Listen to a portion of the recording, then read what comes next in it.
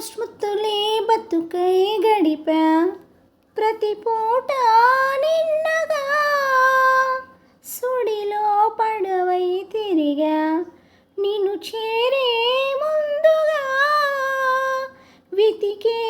గుండెలో గిలిలో వెలిగా చైత్ర పాడ్యమిలా మెరిసే కంటి పాపలలో నిలిసా నిత్య పౌర్ణమిలా ఎందుకిలా అల్లినదో వెన్నెల వెన్నెల కాంతిలా ఎవరో ఎవరో రావాలి అను ఆశ నేడు తీరాలి ఎటుగా సాగాలి అని ఏనుగు నిన్ను చేరాలి